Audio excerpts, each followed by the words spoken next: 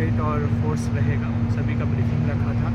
उनको कल जो काउंटिंग का पूरा प्रोसेस है उसके बारे में उनको समझाया गया, जो डूज़ एंड डोंट्स है उसके बारे में बताया गया। यह बताया गया कि उनकी क्या रिपोर्टिंग टाइम होगी। साथ ही साथ किसी को भी अंदर जो है कैंपस में काउंटिंग सेंटर के मोबाइल लेकर के आना अलाउड नहीं रहेगा, कोई इलेक्ट्रॉनिक डिवाइसेस लेके आना अलाउड नहीं रहेगा, ये बताया गया। साथ ही साथ वो अपने रिस्पेक्टिव काउंटिंग हॉल्स में बैठे, जहाँ पे आरओज़ ने भी उनकी ब्रीफिंग की और पूरा जो काउंटिंग प्रोसेस है उसके बारे में उनको बताया गया कि किस तरह से जो है चेक करना है ईवीएम में जो डेटा आएगा, उसके बाद किस तरह से जो है उस डेटा को आरओ टेबल पे भेजना है, आरओ टेबल पे किस तरह से उसका जो है सो एडिशन काउंटिंग किया जाता है और किस तरह से रिज़ल्ट वगैरह डिस्प्ले होगा, सभी को जो है डिटेल में है ब्रीफिंग की। मोबाइल फ़ोन्स के अलावा और भी कुछ डू एंड डोंट्स बताए? हाँ, मोस्टली देखिए हम लोग का ये रहता है कि जो इलेक्ट्रॉनिक डिवाइसेस है उसकी एंट्री प्रोहिबिटेड रहती है, तो वो उन लोगों को बता दिया गया है कि मोबाइल फ़ोन्स लेकर के नहीं आएंगे। साथ ही साथ जो काउंटिंग के समय भी जो कई तरह की परेशानियाँ आती हैं उसके बारे में भी बताया गया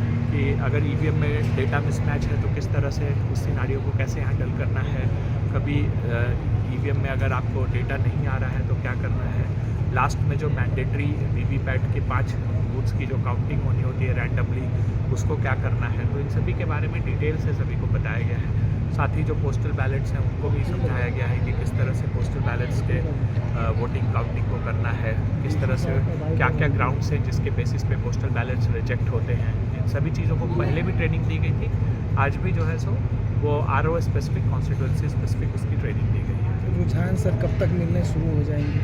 देखिए नॉर्मली 8 बजे से जो है सो मतगणना का कार्यक्रम शुरू हो जाएगा और पहला रुझान मुझे लगता है कि करीब 1.5 घंटे बाद 9:30 बजे अप्रॉक्स के आसपास से फर्स्ट राउंड के जो रिजल्ट्स हैं वो आने शुरू हो जाएंगे। पॉलिटिकल पार्टीज़ के जो एजेंट रहेंगे उनके लिए भी कुछ इंतजाम किए गए हैं? हाँ, काउंटिंग एजेंट्स के लिए उनके लिए सेपरेट एंट्री रहता है, तो उनको पासेस निर्गत किए गए हैं। उनको भी सेम डायरेक्शंस हैं कि वो किसी भी प्रकार के जो है सो लेकर के नहीं आएंगे इलेक्ट्रॉनिक डिवाइसेस, और अंदर में वो आएंगे उनके लिए डिमार्केटेड जगह बनाया गया है जहाँ पर वो काउंटिंग को सुपरवाइज कर सकते हैं, देख सकते हैं।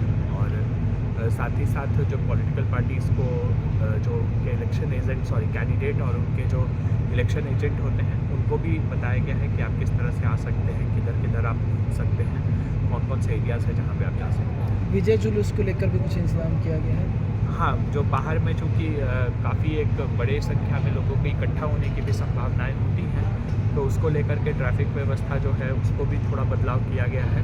और साथ ही साथ जो इम्पोर्टेंट पॉइंट्स होते हैं जैसे फिरालाल चौक हो गया, राजनीतिक पार्टियों के जो दफ्तर कार्यालय हो गए, वहाँ पर भी फोर्स और मजिस्ट्रेट का डेपुटेशन किया गया।